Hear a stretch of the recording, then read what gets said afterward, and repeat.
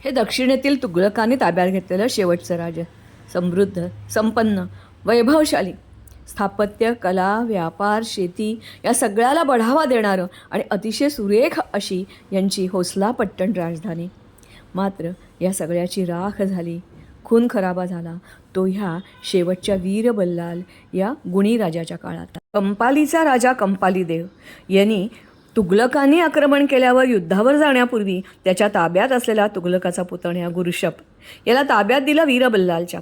वीरबल्लालने कंपालीची सारी स्थिती लक्षात घेतली आणि धोका नको म्हणून याला परत केलं तुघलकांकडे. तुघलक हे अतिशय क्रूर आणि खुनशी होते. त्यांनी ह्याला मारलं, त्याचा पेंढा भरला कातड्यामध्ये आणि सगळीकडे फिरवलं राज्यभर. त्याचंच मांस जेवणात कालवलं, शिजवलं, त्याच्या बायका मुलांना खायला घातलं. त्यांचंच मूत्र आणि गूळ तोही खाण्यात मिसळला आणि दुसऱ्या दिवशी त्यांना मारलं, नष्ट करून गेलं.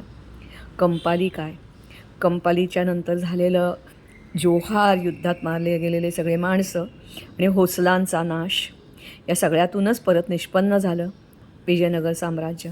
कंपालीचे हे दोघे सरदार, अर्थातच होसला असणारे घराण्याचे हे दोघे नंतर परत मागच्या व्हिडिओत बघितल्याप्रमाणे परत आले आणि विजयनगर साम्राज्याचे संस्थापक झाले.